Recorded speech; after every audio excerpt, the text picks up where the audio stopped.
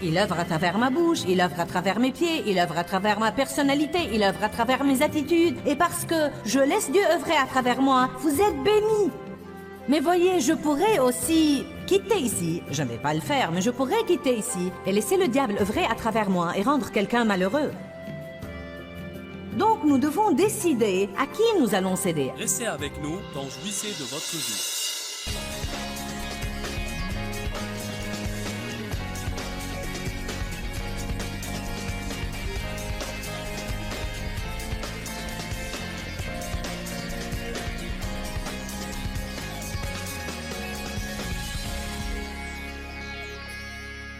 La Bible nous enseigne dans Galates chapitre 5, verset 16, que si nous marchons et vivons selon l'Esprit, nous n'accomplirons pas les désirs de la chair. Dieu vit dans notre esprit et nous avons dans notre esprit le désir de faire le bien. Mais le péché vit toujours dans notre chair. Donc il y a une partie de nous qui veut faire le bien, mais il y a une autre partie de nous qui s'oppose à elle.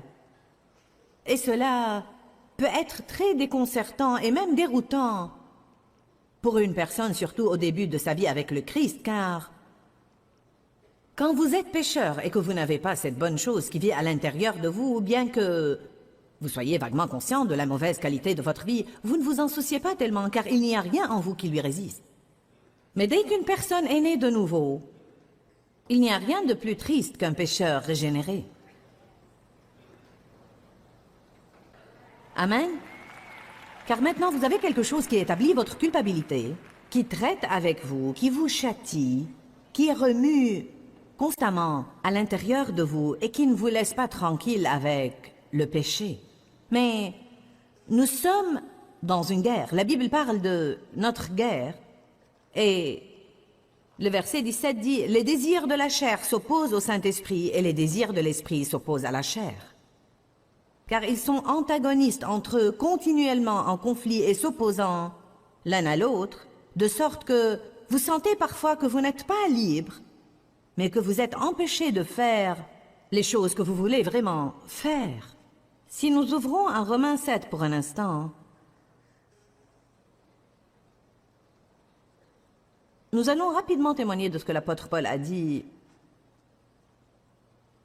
à partir du verset 18. Je sais que rien de bien... Non, le verset 15. Je ne comprends rien à ce que je fais, je suis déconcerté et dérouté.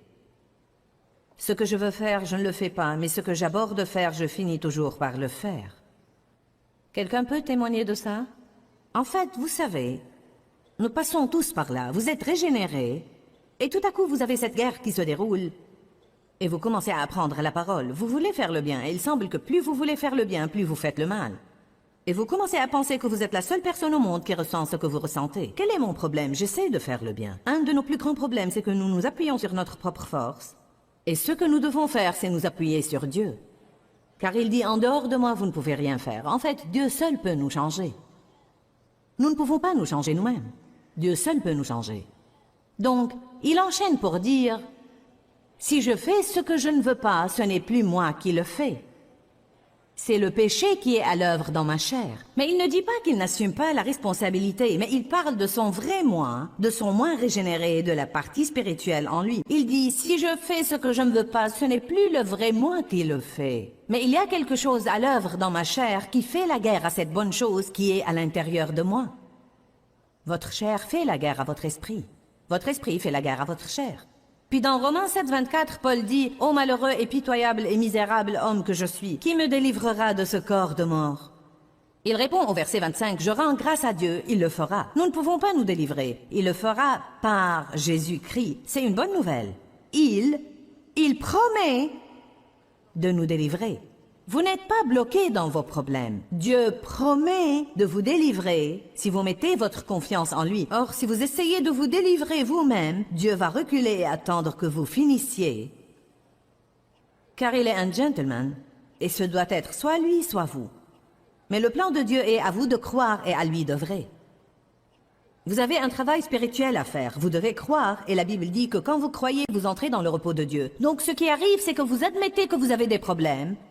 Vous convenez avec Dieu que vous avez des problèmes. Vous demandez à Dieu de vous pardonner. Vous lui demandez de vous changer. Puis, vous allez de l'avant, vous communiez avec Dieu, et vous faites les choses qu'il vous dit de faire, et alors vous entrez dans le repos de Dieu et vous jouissez de votre vie, et Dieu vous change. La Bible dit dans 2 Corinthiens 3:18, de gloire en gloire, en gloire, en gloire. Voilà la bonne nouvelle. Vous pouvez jouir de la gloire dans laquelle vous êtes en attendant d'accéder à la prochaine gloire. Vous n'êtes pas obligé d'être parfait avant de pouvoir jouir de votre vie et jouir de votre personne. Vous changez et vous progressez même quand vous êtes là. Or, Romains chapitre 6,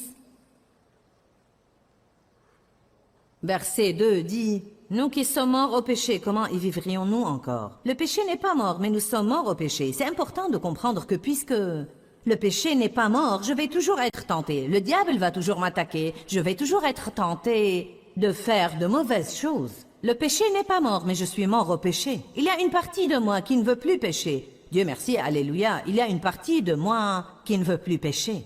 Un des problèmes que les gens ont, c'est qu'ils ne nourrissent pas suffisamment leurs esprits. Et par conséquent, leurs esprits ne sont jamais assez forts pour vaincre la chair. Quelle est la nourriture de votre esprit? La parole de Dieu. Vous allez être étonnés dans les 2 semaines à venir de la force que vous allez acquérir pour résister à la tentation et de la facilité avec laquelle vous prendrez les bonnes décisions. Pourquoi? Parce que vous avez fait l'effort de venir ici, et beaucoup d'entre vous, pour 4 sessions de suite, et vous avez eu un repas de 7 plats. Vous allez quitter en étant spirituellement rassasié, spirituellement nourri. Non, mais votre réservoir va être plein. Ça va vous être beaucoup plus facile de dire oui à Dieu et non au diable. Mais comme pour la nourriture naturelle, la nourriture spirituelle doit être resservie tout le temps. Parfois, vous devez même écouter les mêmes choses encore et encore, car nous devons écouter les choses encore et encore et encore. Chaque fois que nous les écoutons, nous les assimilons plus profondément à l'intérieur de nous et elles deviennent plus claires pour nous. Donc, le péché n'est pas mort, mais vous êtes mort au péché. Lisons maintenant Romains 6, 10, 11. Car en mourant, il est mort au péché, finissant sa relation avec le péché. Dites ça avec moi à voix haute. Je n'ai plus une relation avec le péché. Je ne passe pas mes jours à communier avec mon péché. Ce que j'entends par là, c'est que si vous faites une mauvaise chose mardi, si vous ne comprenez pas la parole de Dieu, vous pouvez passer mercredi et jeudi et vendredi à communier avec le péché que vous avez commis mardi.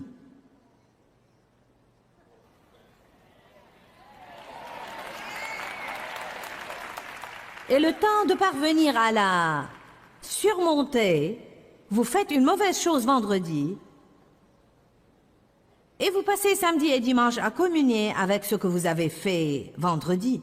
La Bible nous enseigne que nous n'avons plus une relation avec le péché. Maintenant, faites attention, car c'est tellement important que je vais le prêcher à nouveau.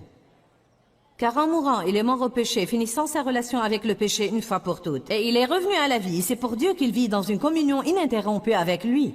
Donc, nous ne communions plus avec notre péché. Mais si je fais quelque chose de mauvais mardi, alors je vais à Dieu et je l'admets.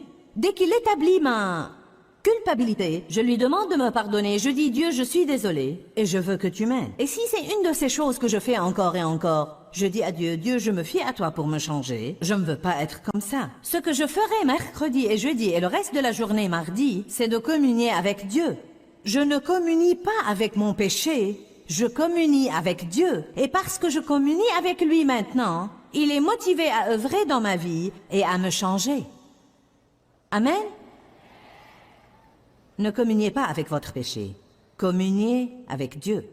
Je pourrais rester à parler sur ce point, car il est tellement important. Il est tellement... Je veux dire, mon Dieu, combien d'années ai-je gaspillé à faire cela? Faisant une mauvaise chose mardi, communiant avec mes problèmes la semaine d'après, puis faisant une mauvaise chose à nouveau. Notre communion est avec Dieu. Jésus est mort pour que nous ayons une communion avec Dieu, et non pas pour traîner et penser à ce qui ne va pas en nous tout le temps. Verset 13.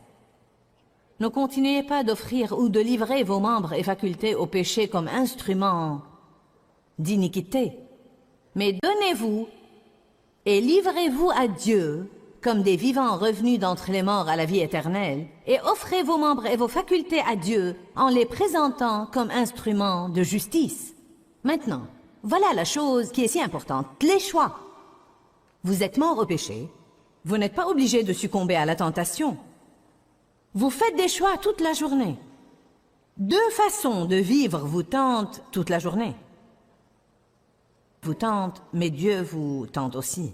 Le diable vous tente de faire le mal, mais Dieu vous tente de faire le bien. Nous regardons toujours la chose comme si Dieu nous menait, et c'est une façon de le dire, mais je veux me servir d'une différente phraséologie aujourd'hui pour vous montrer que toute la journée vous êtes tenté de faire le bien comme vous êtes tenté de faire le mal. Et Paul dit là, auquel des deux allez-vous céder? Quel choix allez-vous faire? Voyez, Satan veut œuvrer à travers mon corps, et Dieu veut œuvrer à travers mon corps. Dans cette conférence, combien de vous savent que Dieu œuvre à travers mon corps? Il œuvre à travers ma bouche, il œuvre à travers mes pieds, il œuvre à travers ma personnalité, il œuvre à travers mes attitudes. Et parce que je laisse Dieu œuvrer à travers moi, vous êtes bénis. Mais voyez, je pourrais aussi quitter ici. Je ne vais pas le faire, mais je pourrais quitter ici et laisser le diable œuvrer à travers moi et rendre quelqu'un malheureux. Donc nous devons décider à qui nous allons céder. Allons-nous céder à la justice ou allons-nous céder au péché? Choix, choix, choix, choix. Josué 14:15 dit, choisissez aujourd'hui qui vous voulez servir. Mais moi et ma maison, nous servirons l'Éternel. Joël 3:14 dit, les multitudes sont dans la vallée de la décision. Je crois ça. Toute la journée et tous les jours, nous sommes dans la vallée de la décision et nous devons décider d'obéir à Dieu. Maintenant, laissez-moi vous dire une chose, car si je ne la redis pas, les gens reculent quand ça commence à faire mal. Si Satan vous tente et fait pression sur vous pour agir de la mauvaise façon, et que vous choisissez d'agir de la bonne façon, vous allez souffrir dans la chair. Votre chair ne va pas aimer cela.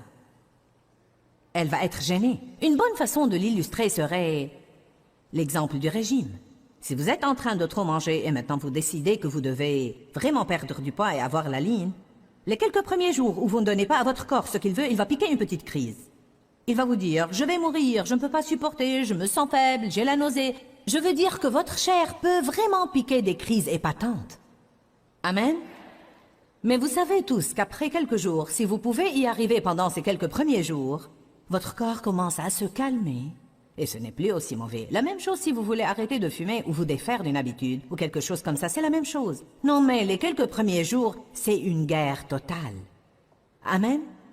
La Bible nous enseigne dans 1 Pierre 4, 1 et 2. Allons-y pour un instant, je veux que vous voyez cela. 1 Pierre 4, 1, 2. Vous devez comprendre que si vous choisissez de faire le bien, peut-être que ça va gêner votre chair, mais votre esprit va sûrement aimer cela. Aimez cela, et vous devez finalement décider une fois pour toutes quelle partie de vous vous voulez garder à l'aise. Allez-vous garder votre chair à l'aise et opprimer votre esprit?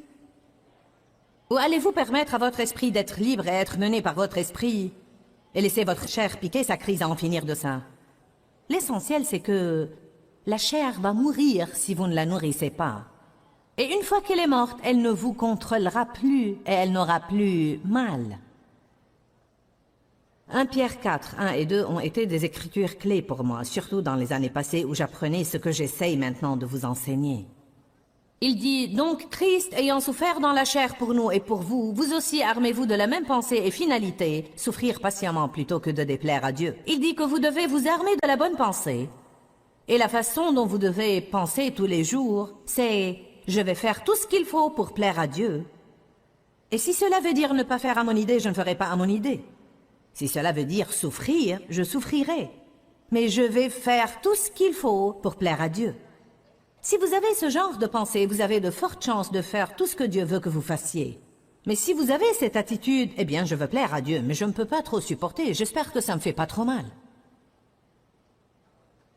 Ou Dieu, je veux te servir, mais bouge vite car tu sais que je ne suis pas trop patient. À ce moment-là, vous vous préparez à l'échec.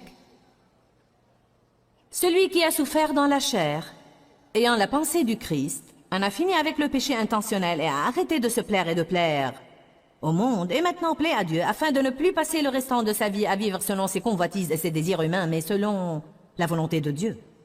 Allez à Romains 8 pour un instant. Romains chapitre 8, verset 17. Si nous sommes ses enfants, nous sommes aussi héritiers. Héritiers de Dieu et co-héritiers de Christ, partageant son héritage avec lui. Mais nous devons souffrir avec lui si nous voulons être glorifiés avec lui. La souffrance n'est pas un mot de malédiction. Elle est dans la Bible. Vous allez souffrir de toute façon. Si vous n'obéissez pas à Dieu, vous allez souffrir de toute façon. Amen. Vous pouvez souffrir d'une façon qui ne va jamais produire un bon fruit. Et ça n'en finit pas. Ce genre de souffrance n'en finit pas. Il continue et continue et continue et continue. Pourquoi faisons-nous ça? Car la chair fait pression sur nous et nous lui cédons. Et nous tournons autour de la même montagne. Oh Dieu, que veux-tu que je fasse? Et Dieu vous le montre. Oui Seigneur, je ferai ça. Vous essayez. La chair commence à souffrir. Vous lui cédez. Dieu, j'en ai assez de vivre de cette façon. Je déteste ma vie, Dieu. Que veux-tu que je fasse? Il va vous redire ce qu'il a dit la dernière fois. Si vous cherchez une croix rembourrée, ça n'existe pas.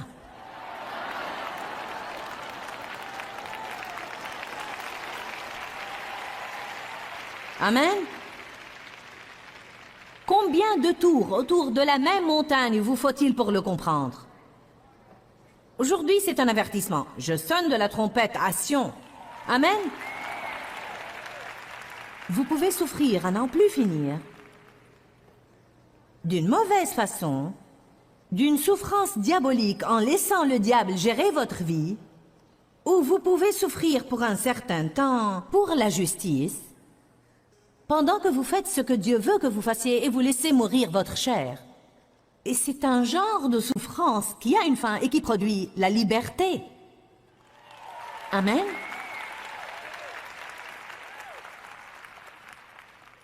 Je me rappelle comme c'était dur pour moi quand Dave essayait de me faire faire quelque chose que je ne voulais pas faire. Oh, Jésus.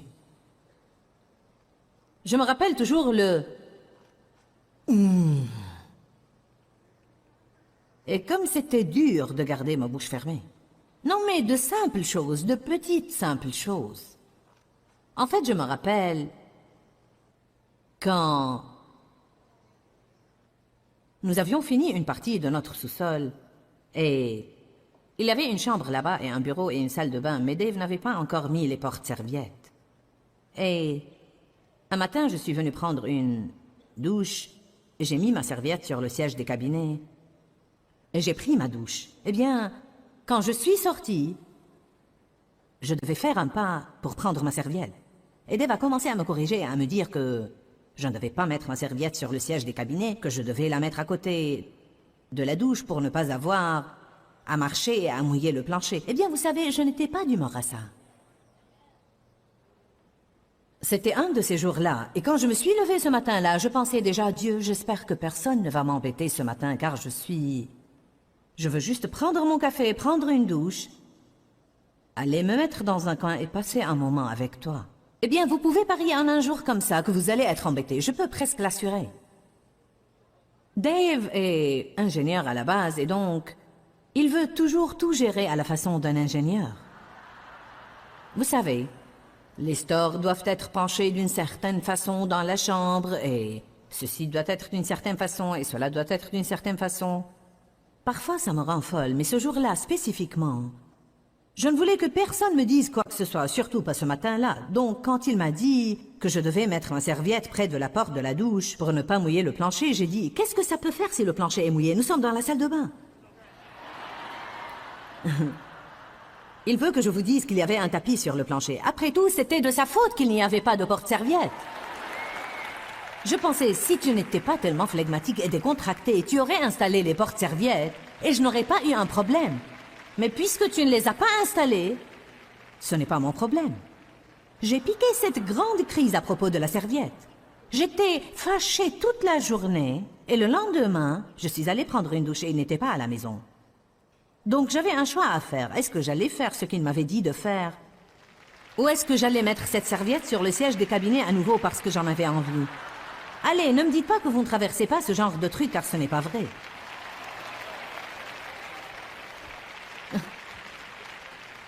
Je suis entrée là-bas et j'ai pensé...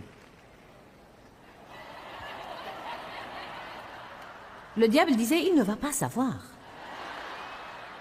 Mais le truc là où tu veux le mettre, est-ce que lui ne fait pas ce qu'il a envie de faire?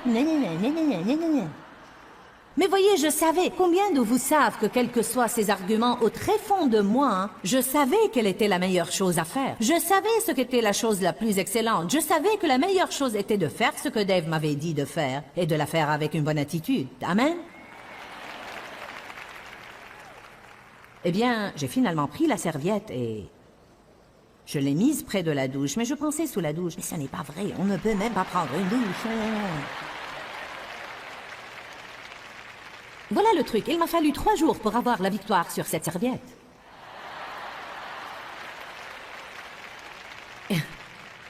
Il y a des personnes qui essayent de chasser des démons et elles n'ont même pas encore l'autorité sur un évier plein de plats sales ou sur une serviette de bain.